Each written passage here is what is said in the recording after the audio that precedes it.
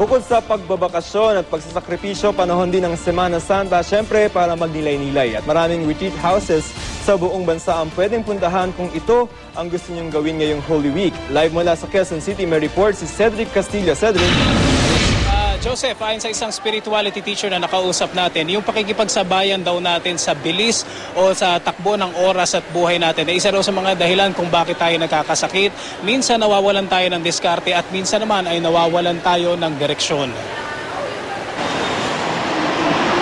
Sa bilis ng takbo ng oras dito sa syudad na sinabayan pa ng harurot ng mga sasakyan at karipas ng mga taong naghahabol sa pupuntahan, ang tinaguriang life in the fast lane maaaring magdulot ng stress, kawalan ng direksyon at kung minsan pisikal na karamdaman. Martes Santo, sa pangunguna ng tinaguriang The Healing Priest na si Father Fernando Suarez, daan-daan ang dumalo sa isang recollection sa Alfonso, Cavite. How much more the word of Jesus? Karamihan sa mga dumagsa, umaasang sa pamamagitan ng pananampalataya, malulunasan ang kanilang mga karamdaman. Ang recollection po para sa akin, ako ay naliwanagan ng isip ko sapagkat akala ko nga ay tama na yung ginagawa ko na maisip ko, maraming pa palang pagkakulang. Kailangan talaga umatin tayo ng recollection. Kung ano ba yung feeling natin na nababawas-bawasan ng konti yung nararamdaman natin. Ipinaalala rin ni Father Suarez sa mga naroon ang kahalagahan ng pagninilay-nilay. Kumbaga sa pagkain, ito raw ang bumubusog sa ating espiritual na pangangailangan. Mga tao talaga nangangailangan ng spiritual rejuvenation or spiritual nourishment. Napahalaga ito sa kanila in such a way na alam nila na may makukuha sila at yung kanilang pag-asa na somehow gagaling sa sakit, luluwag yung pakiramdam, liliwanag ang pag-iisip at mapapalapit sa Diyos.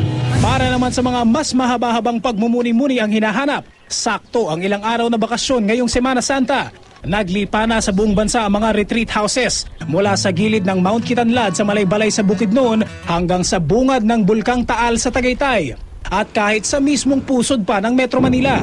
Tinanong namin ang ilang tagalungsod kung saan umiikot ang kanilang pang-araw-araw na buhay at kung bakit minsan kailangan pumreno kahit saglit. Stressful lang sa work pag may mga urgent matters.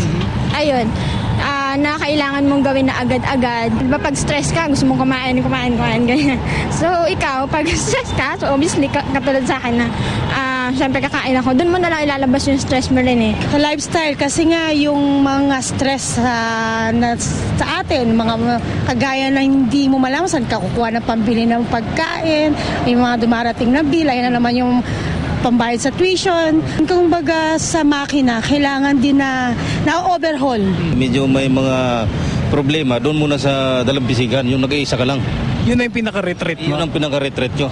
Ayon sa isang spirituality teacher, hindi naman masama ang maglaan ng lubos-lubos na oras para sa makabuluhang mga bagay. Pero kung minsan, hindi raw maiwasang malimutan kung para saan nga ba natin ginagawa ang mga ito. Dahil sa dami ng distractions natin, dahil sa dami ng ingay, competing noises around us and also within us. Kasi kahit ikaw ano ba yung sinasabi ng katawan mo? Sabi ng katawan mo, pagod na ako. Sabi ng isip ko, may deadline ako. Sabi ng emotions ko, may date pa ako. It's a spiritual crisis. Meron nang sinasabi yung kalooban mo na hindi ka nakikinig. That's why the body's already saying, ang sakit-sakit na ng balikat mo. Or di kaya ay parati ka ng galit kahit na wala namang ginagawa yung mabang tao, galit na galit ka. So, ang mga tao nagre-retreat basically to get in touch with the deeper part of themselves. At in a religious way, to get in touch with God. 2 hanggang 3 araw ang kalimitang inirekomenda sa mga nais mag-retreat at sa mahabang oras na ito, ang ligalig na nasa isip daw natin matatabunan ng ganito. Nag-tune out ka sa ingay ng mundo so that you can tune in inside. Kasi mahirap makapakinig dun sa kalooban kung hindi natin matutune out yung maraming ingay sa labas. Taking 2 steps back para mas makita mo yung the greater vista of life. Kasi pagka masyado ka nang nakatingin doon sa isang part lang, kunwari nagpipaint ka, isa lang ang nakikita mo But if you're able to take 2 steps back, mas makikita mo yung the greater vista, ito pala yung kulang, ito pala yung sobra, anong gagawin ko dito? Joseph, para sa mga interesado pa makapag-retreat, marami naman ang makikita kung magsa-search lamang sa internet. Medyo mapapagastos kapag pupunta sa mga retreat nito, pero pang matagalan naman daw ang epekto nito sa sarili. At para naman sa mga ayaw ng gumastos, pwede naman daw nakasama ang buong pamilya at magnilay-nilay na lamang sa isang tahimik na lugar. Joseph? Okay, maraming salamat, Cedric Castillo.